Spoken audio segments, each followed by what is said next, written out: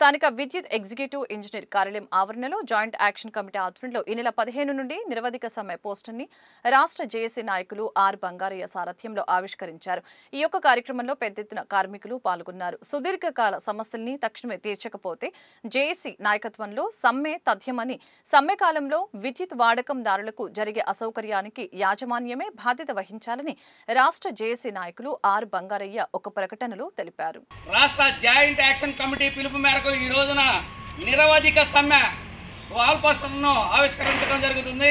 మరి మీకు అందరికీ తెలుసు, విద్యుత్ రంగ సంస్థలో అనేక సమస్యలపై దశల వారీగా ఆందోళన కార్యక్రమం నిర్వర్తిస్తూ మరి ఈ యొక్క ఆందోళన కార్యక్రమాన్ని క్షేత్రస్థాయిలో తీసుకెళ్ళడానికి ఈ యొక్క పోస్టర్ల రిలీజింగ్ అనేది ఎగ్జిక్యూటివ్ ఇంజనీర్ కార్యాలయంలో నిర్వహిస్తున్నాం. కాబట్టి ప్రతి ఒక్క కార్మికుడు ఈ యొక్క జేఏసీ పిలుపు మేరకు కార్యక్రమాల్లో పాల్గొనాలని కోరుకుంటూ